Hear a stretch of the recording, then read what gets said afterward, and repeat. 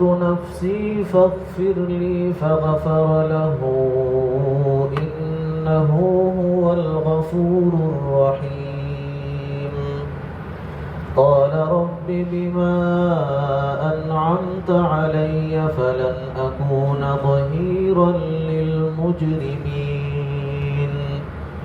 فأصبح في المدينة خائفا يترقب فإذا الذي استنصره بالأمس يستصرخه قال له موسى إنك لغوي مبين فلما أن أراد أن يبطش بالذي هو عدو لهما قال يا موسى أتريد أن تقتلني كما قتلت نفسا بالأمس إن تريد إلا أن تكون جبارا في الأرض وما تريد أن تكون من المصلحين وجاء رجل من أقصى المدينة يسعى قال يا موسى إن الملأ يأتمرون بك ليقتلوك فاخرج إني لك من الناصحين فخرج منها خائفا يترقب قال رب نجني من القوم الظالمين صدق الله العظيم. لفظی ترجمہ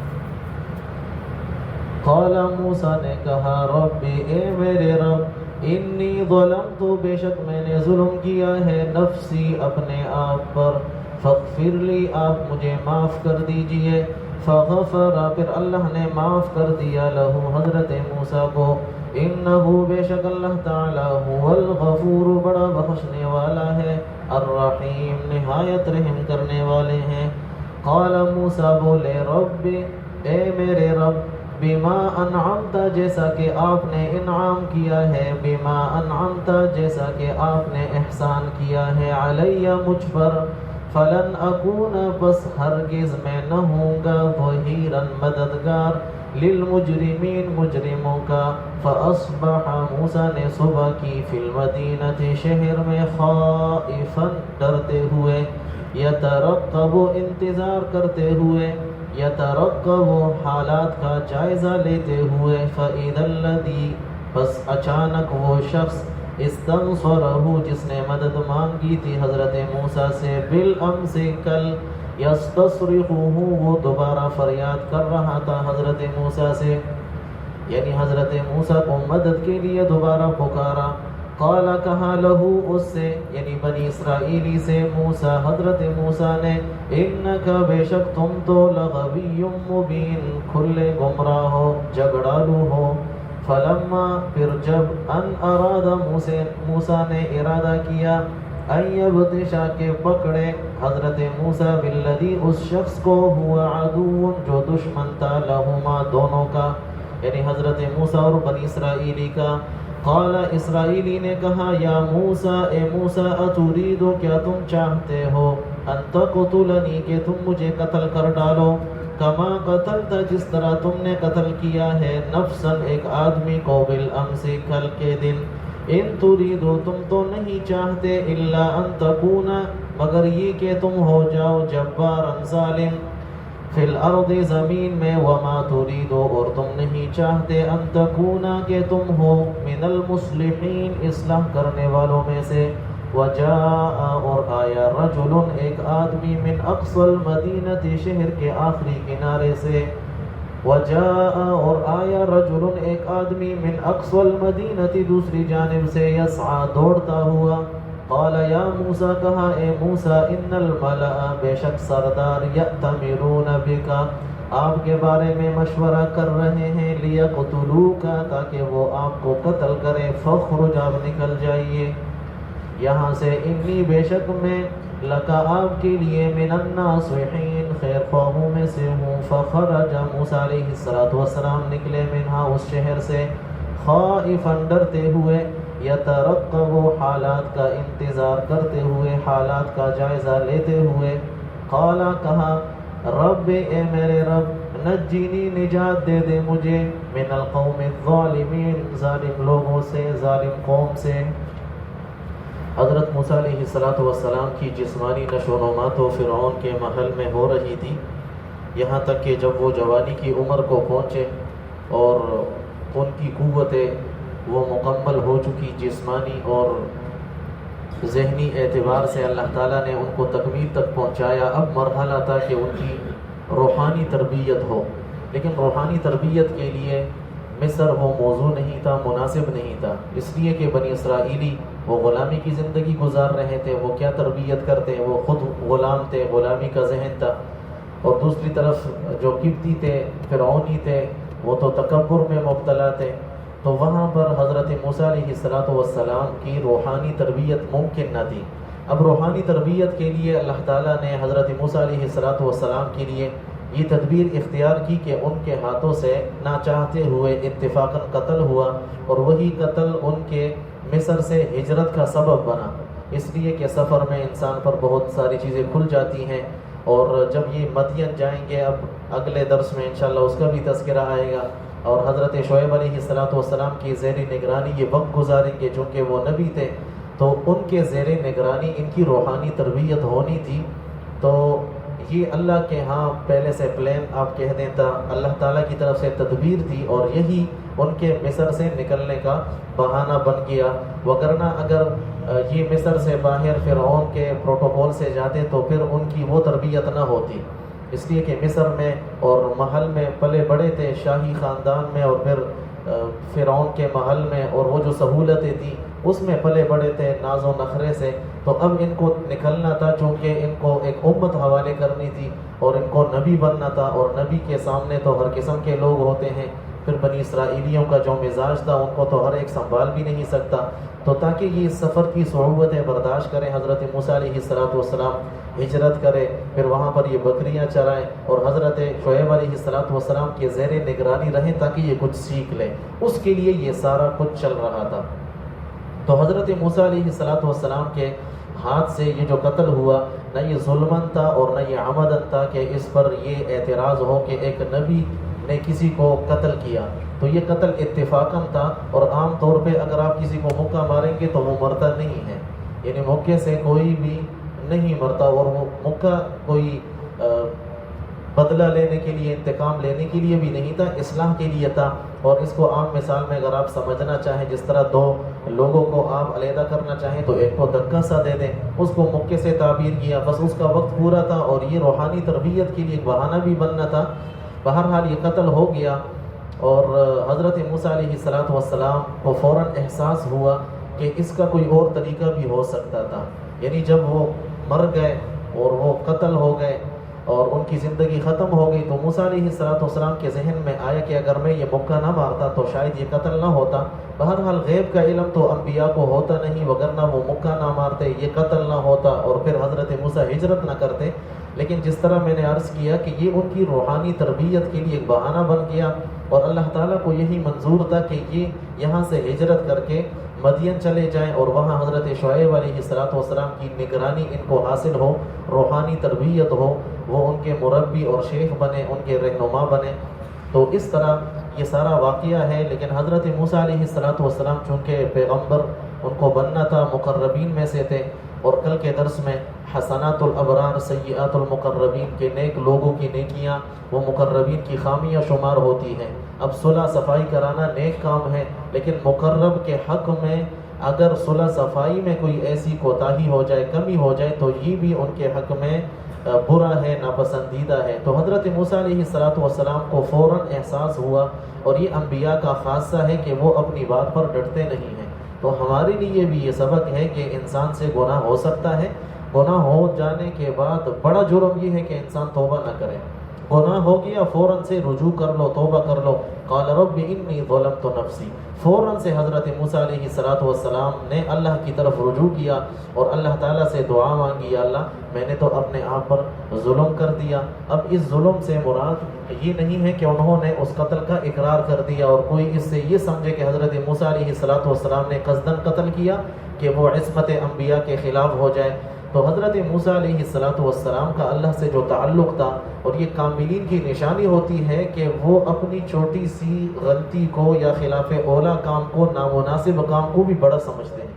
اور حضور علیہ السلام نے ایک حدیث میں ارشاد فرمائے کہ مومن اور فاجر میں فرق یہ ہے، ایک مومن میں اور ایک فاجر میں، گناہگار میں فرق یہ ہے، ان المؤمن یری ذنوبہ کأنہ قاعد تحت جبل یخاف ان یقع علیہ، کہ بند مومن اپنے گناہ کو اتنا بڑا سمجھتا ہے جس طرح وہ کسی پہاڑ کے دامن میں ہو اور وہ یہ سمجھتا ہے کہ یہ اس پر گر جائے گا یہ پہاڑ اور یہ ختم ہو جائے گا، اس کا خاتمہ ہو جائے گا۔ یعنی وہ اپنے گناہ کو، اپنی نافرمانی کو جو اس سے قصداً ہو جائے اتنا بڑا سمجھتا ہے۔ فرمایا فاسق کی مثال وَإِنَّ الْفَاجِرَ يَرَى ذُنُوبَهُ كَذُبَابٍ مَرَّ عَلَىٰ أَنْفِهِ، فرمایا کہ فاجر، فاسق، نافرمان، اللہ سے دور وہ گناہ کو اس طرح سمجھتا ہے جس طرح ایک مکھی تھی ناک پر بیٹھ گئی اور اس کو اڑا دیا۔ تو حضرت موسیٰ علیہ السلام کو تو اللہ کا نبی بننا تھا اور مقربین میں سے تھے، تو اپنے اس فعل کو بھی انہوں نے سمجھا کہ یہ بھی میرے لیے مناسب نہیں تھا، تو فوراً انہوں نے رجوع کر لیا۔ انی ظلمت نفسی فاغفر لی، پھر اللہ سے انہوں نے دعا کی، اللہ میری یہ جو نامناسب حالت ہے، خلاف اولا کام ہے، یا اللہ اس کی مغفرت میں طلب کرتا ہوں، میں معافی طلب کرتا ہوں۔ فغفر لہ، چنانچہ الہام کے ذریعے یا دل میں یہ بات ڈال دی گئی کہ اللہ تعالیٰ نے آپ کی مغفرت فرما دی، تو اللہ تعالیٰ نے فوراً مغفرت فرما دی۔ معلوم ہوتا ہے کہ انسان جب گناہ سے توبہ کرتا ہے تو اللہ تعالیٰ اس کی توبہ کے قبول کرنے میں دیر نہیں لگاتے، لیکن ضروری ہے کہ توبہ کے اور استغفار کے وہ تمام شرائط اس میں موجود ہوں جو جگہ جگہ بیان ہو چکے ہیں۔ درس طویل ہے، اس وجہ سے اشارات پر اکتفا کریں، اور یہ تقریباً باتیں بار بار آ رہی ہیں، تو وہ جو پرانی باتیں ہیں وہ آپ اپنے ذہنوں میں رکھیں، تب آپ کو یہ تمام باتیں سمجھ میں آئیں گی، وگرنہ ایک ایک آیت پر اگر بات کی جائے تو لمبی ہو جائے گی اور بات طویل ہو جائے گی۔ انہ هو الغفور الرحیم، بے شک اللہ تعالیٰ بڑے بخشنے والے اور رحم کرنے والے ہیں۔ قال رب بما انعمت علی، اب موسیٰ علیہ السلام اللہ کی نعمتوں کو یاد کر رہے ہیں اور اقرار کر رہے ہیں، یا اللہ آپ نے جو مجھ پر نعمتیں کی ہیں اور میرے اوپر جو احسانات کیے ہیں اس کا مقتضا یہ ہے فلن اکون ظہیرا للمجرمین، کہ میں ہرگز مجرموں کا مددگار نہ بنوں۔ معلوم ہوتا ہے کہ اللہ نے جو نعمتیں دی ہیں وہ اللہ کی مرضی کے مطابق استعمال ہونی چاہیے، یعنی اللہ تعالیٰ نے حضرت موسیٰ علیہ السلام کی یہ جو مغفرت کی، یا پھر ان کا یہ معاملہ پوشیدہ رکھا، یا دیگر جو ان کو نعمتیں دی تھی، قوت ہے، طاقت ہے، روحانی اعتبار سے، مادی اعتبار سے، جو اس کو جسمانی اعتبار سے اللہ تعالیٰ نے نعمتوں سے نوازا تھا، تو اس کا اقرار کر رہے ہیں اور ساتھ اللہ تعالیٰ سے یہ وعدہ بھی کر رہے ہیں کہ یا اللہ ہرگز میں آئندہ کسی مجرم کا مددگار نہیں بنوں گا۔ اب دیکھیں قرآن کریم اصول بیان کرتا ہے، اور قرآن کریم ایک زندہ کتاب ہے، قیامت تک کے انسانوں کے لیے اس میں ہدایت اور رہنمائی ہے۔ وہ بات جو اکثر لوگوں کو سمجھ میں نہیں آتی، آج یہ آیت پڑھتے ہوئے اللہ تعالیٰ نے دل میں یہ بات ڈالی کہ جب کہا جاتا ہے کہ بھائی اسرائیل کا بائیکاٹ کیا جائے، ان کی مصنوعات کا بائیکاٹ کیا جائے، تو عام انسان کہتے ہیں کہ میرے بائیکاٹ سے کیا فائدہ ہوگا، میرے 10 روپے کی ایک چیز خریدنے سے ان کا کیا فائدہ ہو جائے گا، حالانکہ قطرے قطرے سے دریا بنتا ہے۔ لیکن اصل بات یہ نہیں ہے کہ میرے 1 روپے یا 10 روپے یا 100 روپے سے کیا ہوگا، اصل بات یہ ہے کہ میں مجرموں کا مددگار نہ بنوں، اس لیے کہ میں اگر ان کی مصنوعات خریدوں گا تو اس کا فائدہ کس کو ہوگا، انہی کو ہوگا، اور وہ پیسے پھر مسلمان اور فلسطینیوں اور غزہ کے مسلمانوں کے خلاف استعمال ہوں گے۔ حضرت موسیٰ علیہ السلام نے اللہ سے یہ وعدہ کیا، اقرار کیا، یا اللہ آپ نے مجھے مال دیا ہے، آپ نے مجھے صحت دی ہے، آپ نے مجھے نعمتیں دی ہیں، تو میں ہرگز مجرموں کا مددگار نہیں بنوں گا۔ اب یہ ایک اصول ہے، ہر زمانے میں اس کی مثالیں موجود ہیں، اس وجہ سے گناہ پر معاونت کرنا یہ بھی گناہ ہے۔ کوئی گناہ کرنے جا رہا ہے، آپ اس کو طریقہ بتا رہے ہیں، رشوت کا طریقہ بتا دیا یا چوری کا راستہ اس کے لیے ہموار کر دیا، جس کو سہولت کار کہتے ہیں، اس وجہ سے آپ نے اگر ایک حدیث دیکھی ہوگی، اس سے وہ بھی واضح ہو جائے گی کہ ایک براہ راست ایک انسان سود میں مبتلا ہوتا ہے، لیکن فرمایا کہ سود لکھنے والا، سود گننے والا، شمار کرنے والا، اس کو سہولت فراہم کرنے والا، سارے کے سارے گناہ گار ہیں۔ یا اللہ وہ تو لکھنے والے ہیں، فرمایا یہ لکھتا نہ وہ سود نہ کرتا۔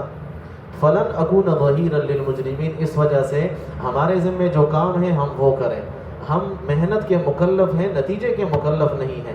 آج آپ دیکھیں ان بیچاروں کو خوراک تک نہیں مل رہی اور انسان دیکھ بھی نہیں سکتا، اور ہم بحیثیت مسلمان ایک مردہ قوم بنے ہوئے ہیں۔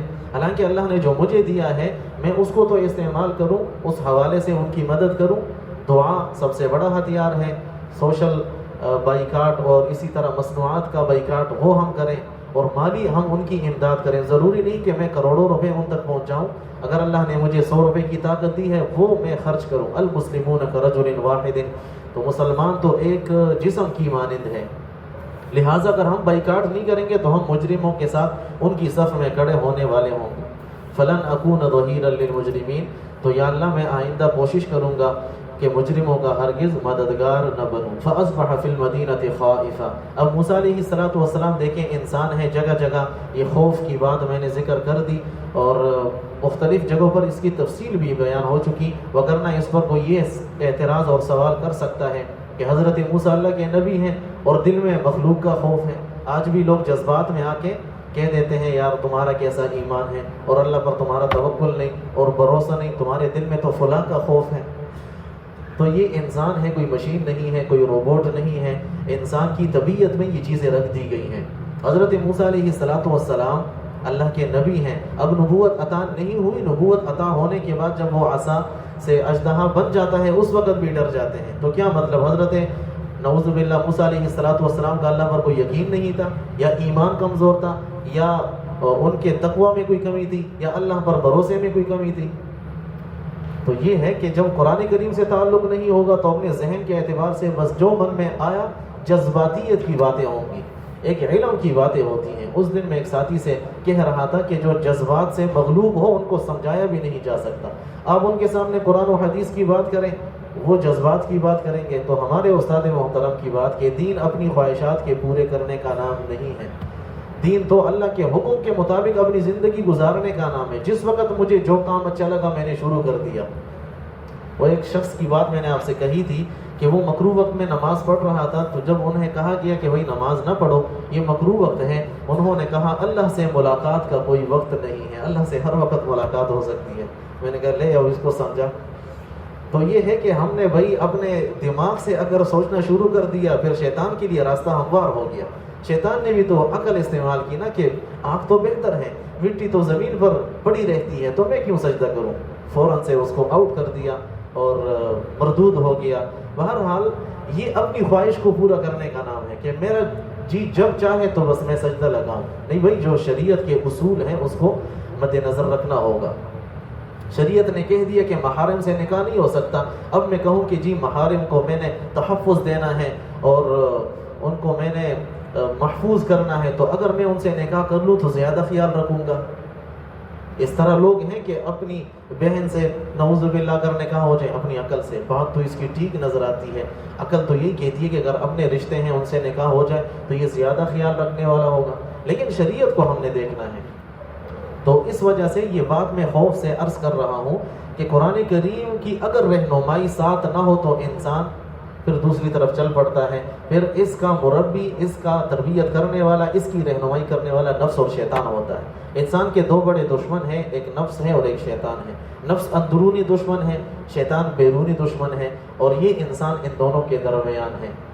الا عبادک منہم المخلصین، شیطان نے کہا کہ میرا داؤ ہر ایک پر چلے گا لیکن جو آپ کے مخلص بندے ہوں گے وہ محفوظ رہیں گے۔ اب ہم نے اللہ کی پناہ میں آنا ہے۔ اعوذ باللہ من الشیطان الرجیم کا مطلب یہ ہے کہ نفس اور شیطان سے ہم بچ نہیں سکتے، مگر اللہ کی پناہ میں جب ہم آ جائیں گے تو انشاءاللہ پھر بچیں گے۔ تو حضرت موسیٰ علیہ السلام کا یہ خوف طبعی تھا، یہ طبیعت میں انسان کے رکھ دیا گیا ہے۔ اگر سانپ بچھو ابھی آ جائے تو ہم سب بھاگنے لگے، یا جن آ جائے تو ہم سب بھاگنے لگے، پہلے میں اور پھر آپ، اس لیے کہ ان سے مانوسیت نہیں ہے۔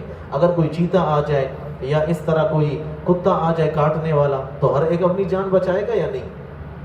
تو اسی طرح موسیٰ علیہ السلام یہ انسان تھے، بلکہ تمام انبیاء یہ بشر ہوتے ہیں، اور جس طرح انسان کو بھوک اور پیاس لگتی ہے اس طرح انبیاء کرام کو بھی بھوک اور پیاس لگتی ہے، ان کو بھی سردی اور گرمی کا احساس ہوتا ہے، ان کو بھی خوشی اور غمی کا احساس ہوتا ہے۔ خائفاً یترقب، تو حضرت موسیٰ علیہ السلام وہ ڈر رہے تھے کہ پتہ نہیں اب کیا ہوگا، میرے ہاتھ سے تو قتل ہو گیا، اگرچہ ظلماً عمدن نہیں تھا، اتفاقاً تھا، لیکن اب کسی کے سامنے یہ بات کیسے بیان کی جائے، اب تو مجھے قصاص میں قتل کیا جائے گا ناحق۔ تو وہ ڈر رہے تھے، یترقب، انتظار کرتے ہوئے، حالات کا جائزہ لیتے ہوئے۔ معلوم ہوا کہ مومن وہ چوکنا رہتا ہے، لا یلدغ المؤمن من جحر واحد مرتين، کہ بندے مومن کو ایک ہی راستے سے 2 مرتبہ دھوکہ نہیں دیا جا سکتا۔ بندہ مومن ایسا نہیں ہے۔ دیکھیں اسلام چاہتا ہے کہ الرجل القوی خیر من المؤمن القوی خیر من المؤمن الضعیف، کہ مومن قوی وہ بہتر ہے اللہ کے ہاں مومن ضعیف سے۔ تو جسمانی اعتبار سے بھی ہم قوی ہوں، اپنی صحت کا بھی خیال رکھیں، روحانی اعتبار سے بھی ہم قوی ہوں، اس کا بھی ہم خیال رکھیں، اعمال کے اعتبار سے بھی، اور جو جسم کی ضروریات ہیں اس کا بھی ہم خیال رکھیں۔ تو بندے مومن چوکنا رہتا ہے، ہر طرف اس کی نظر ہوتی ہے۔ یہ نہیں ہے کہ چادر اپنے اوپر ڈال کے اللہ بخیر کی، اللہ خیر کریں گے، تو یہ شریعت کا مزاج نہیں ہے۔ آپ نے احتیاطی تدابیر استعمال کرنے ہیں۔ یہ ہیں اسباب جو حضرت موسیٰ علیہ السلام اختیار کر رہے ہیں، اور ایک نبی بھی اس سے مستثنی نہیں۔ تو یہ کوئی تقوی، توکل، اللہ پر بھروسے کے منافی نہیں ہے۔ دل بیار دست بکار، کہ دل اللہ کی طرف متوجہ اور ہاتھ جو ہے نا وہ کاموں میں مصروف ہو، تو ٹھیک ہے، یہی بندے کی خاصیت ہے۔ تو حضرت موسیٰ علیہ السلام حالات کا جائزہ بھی لے رہے تھے، چوکنے تھے بالکل۔ فَإِذَا الَّذِي اسْتَنصَرَهُ بِالْأَمْسِ يَسْتَصْرِخُهُ، اب اتفاق دیکھیے کہ وہی بندہ جس نے کل مدد طلب کی تھی، وہ جو بنی اسرائیلی اور قبطی، کل کے درس میں جو ہم پڑھ چکے ہیں کہ آپس میں ان کی لڑائی تھی، جھگڑا تھا، کچھ اختلاف تھا، تو وہی بنی اسرائیلی جس کی وجہ سے وہ فرعونی قتل ہوا، جس کے جھگڑے کے نتیجے میں اس فرعونی کا خاتمہ ہوا، وہی بندہ کل دوبارہ آنے والے دن دوبارہ لڑ رہا تھا۔ اچھا، اتفاق سے حضرت موسیٰ کا گزر وہاں سے ہوا۔ قال له موسیٰ انک لغوی مبین، اب حضرت موسیٰ علیہ السلام نے کہا تو عجیب بندہ ہے، کل بھی لڑ رہا تھا، آج دوبارہ لڑ رہا ہے، تو بڑا جھگڑالو ہے، کھلا واضح گمراہی پر ہے، یہ کیا طریقہ ہے یار؟ کل بھی تم لڑ رہے تھے، آج بھی لڑ رہے تھے، کل چلو تمہاری غلطی نہیں تھی، لیکن آج دوبارہ تم کیوں لڑ رہے ہو سکتا ہے تمہاری غلطی ہو سکتا ہے تم میں کمی ہو۔ تو حضرت موسیٰ اس کی تربیت کر رہے تھے، اس کو سمجھا رہے تھے۔ اب کہتے ہیں نا کہ بیوقوف دوست سے عقل مند دشمن بہتر ہے، اب وہ بیوقوف تھا، ان کو سمجھا رہے تھے، اور بیوقوف دوست کبھی فائدہ مند ثابت نہیں ہو سکتا۔ اس وجہ سے آپ نے حالات کا جائزہ لینا ہے کہ کہاں پر آپ نے نیکی کرنی ہے۔ کہیں پر انسان کے لیے اپنی نیکی ٹینشن بن جاتی ہے۔ آج کل اگر آپ کہیں پر کوئی لاش اٹھا لیں تو پھر پوری زندگی آپ کا ان سے خلاصی نہیں ہے، آپ سے انویسٹیگیشن ہوگی، آپ کو تنگ کریں گے تو کیا کریں گے؟ تو اسی طرح حضرت موسیٰ علیہ السلام نے ان کو سمجھانا چاہا کہ بھائی تم میں بھی کوئی کام ہے، مسئلہ تم میں بھی نظر آتا ہے۔ اب وہ سمجھا کہ حضرت موسیٰ نے کل اس کو قتل کیا، آج مجھے قتل کرنے والا ہے۔ فلما ان اراد ان یبطش، حالانکہ حضرت موسیٰ علیہ السلام کا مقصد ان کی تأدیب تھی اور ادب سکھلانا مقصود تھا، اور ان کو سمجھانا مقصود تھا کہ بھائی تم بھی ایسا نہ کرو، لڑائی اور جھگڑے یہ اچھی بات نہیں ہے، لیکن وہ اس سے کوئی دوسرا مطلب سمجھیں۔ وہی استاجی والی بات کہ میں تو اس کا ذمہ دار ہوں جو بات میں کہتا ہوں، میں اس کا ذمہ دار نہیں جو آپ سمجھتے ہیں۔ تو اب اس نے کچھ سمجھا، حضرت موسیٰ کا مقصد کچھ اور تھا، تو غلط فہمیاں پیدا ہو سکتی ہیں، لیکن اس کا حل یہ ہے کہ انسان اس کی وضاحت طلب کر لے، خاص کر جب انسان زندہ ہو۔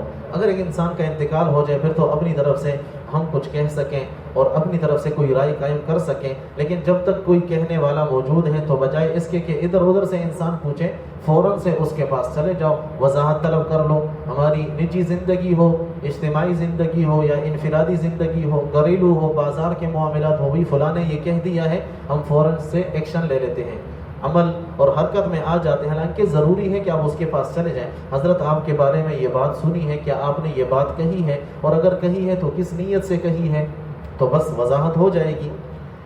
تو حضرت موسیٰ علیہ السلام نے جب ارادہ کیا کہ پکڑ لے ان یبطش بالذی هو عدو لہما، اس فرعونی کو پکڑ لے جو دوسرے دن اس بنی اسرائیلی سے لڑ رہا تھا، کہ ان کی خلاصی ہو، صلح ہو جائے. قال یا موسیٰ اتريد ان تقتلنی، اے موسیٰ کیا تم چاہتے ہو کہ مجھے قتل کر دو؟ کما قتلت نفسا بالامس، جس طرح کل آپ نے ایک شخص کو قتل کیا، ایک آدمی کو قتل کیا. اب قتل تو ہو گیا تھا، نامعلوم افراد پر مقدمہ درج ہو گیا تھا، اور فرعون کے فوجی وہ ڈھونڈ رہے تھے کہ یہ قتل کس نے کیا ہے. لیکن جب اس کے منہ سے یہ بات نکلی، اس بنی اسرائیلی کے منہ سے یہ بات نکلنی تھی، آگے فرعون ہی تھا، وہ سمجھ گیا کہ کل کا قتل تو اس نے کیا ہے. اس نے 2-3 مکے کھائے اور وہاں پر خلاصی ہوئی، فوراً سے چلا گیا فرعون کے دربار میں کہ وہاں سے کچھ انعام بھی مل جائے گا اور حضرت موسیٰ علیہ السلام کی نشاندہی بھی ہو جائے گی. ان تريد الا ان تكون جبارا، یہ بنی اسرائیلی کے الفاظ ہیں. بیوقوف دوست سے عقل مند دشمن بہتر ہے، ہر ہاتھ ملانے والا دوست نہیں ہوتا. اب وہ مزید کہنے لگا، یہ بنی اسرائیلی کے الفاظ ہیں، ان تريد الا ان تكون جبارا، اے موسیٰ آپ کا ارادہ سوائے اس کے کچھ نہیں کہ آپ ظالم بن جائیں فی الارض، مصر کی زمین میں. وما تريد ان تكون من المصلحین، اور آپ نہیں چاہتے کہ آپ اصلاح کریں، بلکہ آپ تو چاہتے ہیں کہ فساد ہو، مجھے بھی آپ قتل کرنا چاہتے ہیں. اب وہاں سے وہ جو فرعونی تھا وہ فرعون کے دربار میں گیا اور سارا قصہ سنا دیا. وجاء رجل من اقصى المدینۃ یسعی، لیکن اللہ تعالیٰ جس کی حفاظت کرنا چاہے اسے کوئی تکلیف نہیں پہنچا سکتا. اس قصے سے بار بار مختلف باتیں معلوم ہو رہی ہیں کہ محافظ اللہ کی ذات ہیں، بچانے والے اللہ کی ذات ہیں. اللہ بچانا چاہیں تو اس کے لیے اسباب کی ضرورت نہیں. اللہ تعالیٰ دشمن کے گھر میں بچانے پر قادر ہیں اور بچایا بھی ہے. اللہ تعالیٰ بچانا چاہیں تو پھر آگ میں اللہ تعالیٰ بچاتے ہیں اور بچایا بھی ہے. مچھلی کے پیٹ میں اللہ تعالیٰ نے حفاظت کی ہے. پالنے والا اللہ تعالیٰ ہے، تربیت کرنے والا اللہ تعالیٰ ہے، محافظ مددگار اللہ تعالیٰ ہے. تو اس وجہ سے اللہ سے ہم تعلق بنائیں، تعلق مع اللہ میں اضافہ ہو. ان واقعات کو پڑھ کے اللہ تعالیٰ سے تعلق میں وہ اضافہ ہو اور اللہ سے تعلق مزید بڑھے. تو ایک آدمی دوسری جانب سے اور شہر کے آخری کنارے سے آیا، یسعی، جو بندے مومن تھا اور حضرت موسیٰ علیہ السلام سے محبت بھی تھی، تو اللہ تعالیٰ نے اس کا ذکر قرآن کریم میں کر دیا. اس وجہ سے نیک لوگوں سے محبت یہ انسان کو بڑی ترقی تک پہنچا دیتی ہے، اور نیک لوگوں سے دشمنی یہ پھر انسان کی تنزلی کا بہت بڑا سبب ہے. من عاد لی ولیا فقد آذنته بالحرب، حدیث قدسی ہے. اللہ تعالیٰ فرماتے ہیں جو میرے کسی دوست سے، ولی سے اور اہل اللہ سے، دین والوں سے دشمنی رکھتا ہے، اللہ تعالیٰ کی طرف سے اعلان جنگ ہے. بس کام تو ختم ہو گیا. جب اللہ تعالیٰ کی طرف سے اعلان جنگ ہے اب سکون نہیں مل سکتا، اس لیے کہ سب کچھ تو اللہ کے پاس ہے. تو یہ حضرت موسیٰ علیہ السلام سے محبت کرنے والا تھا. قال یا موسیٰ ان الملأ، اس نے کہا اے موسیٰ وہ جو سردار ہیں ان تک بات پہنچ گئی ہے. یأتمرون بک، وہ مشورہ کر رہے ہیں آپ کے بارے میں، لیقتلوک، تاکہ آپ کو قتل کریں. فاخرج انی لک من الناصحین، اور میں آپ کو یہ نصیحت کروں گا کہ آپ یہاں سے ہجرت کر جائیں، یہاں سے آپ نکل جائیں، بے شک میں آپ کے خیرخواہوں میں سے ہوں. تو کسی کی اصلاح کے لیے اطلاع دینے میں کوئی حرج نہیں. یہ چغل خوری میں نہیں آئے گا، یہ غیبت میں نہیں آئے گا. آپ کو معلوم ہے کہ یہ فلاں شخص اس فلاں شخص سے معاملات کرنے جا رہا ہے، اور آپ جانتے ہیں کہ وہ فلاں شخص دھوکہ باز ہے، فراڈی ہے، اور یہ مسلمان شخص کو تکلیف پہنچائے گا، اس کے پیسے ہڑپ کر جائے گا. تو آپ اس دوسرے شخص کے بارے میں اس کو بتا سکتے ہیں، لیکن بشرط یہ ہے کہ یہ عقلمند ہو. ایسا نہ ہو کہ یہ بیوقوف ہو اور کل جا کے اس کو بتا دے کہ فلاں شخص تو آپ کے بارے میں یہ کہہ رہا ہے، پھر آپ کے لیے مسئلے ہوں گے. تو اس وجہ سے ہمارے اس زمانے میں آپ نیکی بھی بڑی احتیاط سے کریں گے. بہرحال اگر آپ کو لگتا ہے کہ یہ فلاں شخص اس کو تکلیف پہنچائے گا تو آپ اس کے ارادے سے اس کو متنبع اور خبردار کر سکتے ہیں، خاص کر پھر اگر جان بچانے والی بات ہو. آپ کو معلوم ہے کہ فلاں شخص فلاں کی قتل کا ارادہ رکھتا ہے، تو آپ خفیہ طور سے کسی خط کے ذریعے یا کسی بھی دوسرے ذریعے سے کہ آپ کے لیے بھی مسائل نہ بنے، اس کو آپ آگاہ کر سکتے ہیں. وَمَنْ أَحْيَاهَا فَكَأَنَّمَا أَحْيَا النَّاسَ جَمِيعًا، جس نے ایک جان بچا لی گویا کہ پوری انسانیت اس نے بچا لی. تو حضرت موسیٰ علیہ السلام کو جب اس شخص نے بتایا تو یہ چلا گیا. خلیفہ مامون الرشید کے زمانے میں ایک عالم دین کے قتل کا حکم ہوا. تو اس زمانے کے ماشاءاللہ لوگ قرآن کریم سے واقف تھے. حضرت موسیٰ علیہ السلام کا واقعہ پڑھا تھا تو ایک ان کے جو مشورے میں شریک تھا وہ نیک لوگوں سے محبت رکھا کرتا تھا اور عالم دین بے گناہ تھا. وہ محل پر چڑھا اور صرف اتنا کہا یا موسیٰ، کیونکہ اس زمانے میں تو لاؤڈ سپیکر نہیں تھے، کوئی اسی طرح کا بندوبست ہوتا تھا، اذانیں بھی اسی طریقے سے دی جاتی تھی. بہرحال اس نے یا موسیٰ کہا تو وہ عالم سمجھ گیا, اور عالم کے ساتھ جو قریبی لوگ تھے ان سے کہا کہ میں یہاں سے ہجرت کرنے والا ہوں. یا موسیٰ سے معلوم ہوتا ہے کہ دربار میں میرے قتل کا منصوبہ بنایا جا چکا ہے. ہو سکتا ہے کوئی معاملہ ہو, عالم دین کو بھی پتہ ہو کہ یہ اس طرح کا ارادہ رکھتے ہیں. تو دیکھیں ذہانت, اس نے صرف یا موسیٰ کہا تو سانپ بھی مرے لاٹھی بھی نہ ٹوٹے. اسی طرح ہم نے اور آپ نے بھی کرنا ہے کہ کسی کو ہم آگاہ کریں, لیکن ایسا نہ ہو کہ ہمارا کام تمام ہو جائے. تو خود کو بھی بچانا ہے اور دوسرے کو بھی بچانا ہے. فخرج منها خائفا, دوبارہ خوف کا لفظ آیا, اور اس خوف سے مراد طبعی خوف ہے جو انسان کی طبیعت میں ہوتا ہے. اگر کسی کو پتہ ہو کہ میرے قتل کا فیصلہ ہو چکا ہے تو اس پر کیا گزرے گی, تو یہ خوف طبعی ہوتا ہے. یہ نبوت کے, تقوی کے اور ایمان کے منافی نہیں, اور اللہ پر بھروسے کے منافی نہیں. یترقب, حضرت موسیٰ علیہ السلام حالات کا جائزہ بھی لے رہے تھے کہ کوئی میرا پیچھا تو نہیں کر رہا, اور ساتھ میں فوراً اللہ کی طرف متوجہ. یہ ہے اسباب کے ساتھ اللہ پر بھروسہ. اسباب اختیار کرتے ہوئے اللہ تعالیٰ کے ساتھ تعلق میں کمی نہ ہو, اسباب اختیار کرتے ہوئے اللہ کے ساتھ تعلق میں اضافہ ہو, اللہ پر نظر ہو, اللہ سے مانگنا ہو. تو فوراً سے حضرت موسیٰ علیہ السلام نے دعا کی, قال رب نجنی من القوم الظالمین, اے میرے رب مجھے اس ظالم قوم سے نجات عطا فرما دیجیے. صدق اللہ العظیم.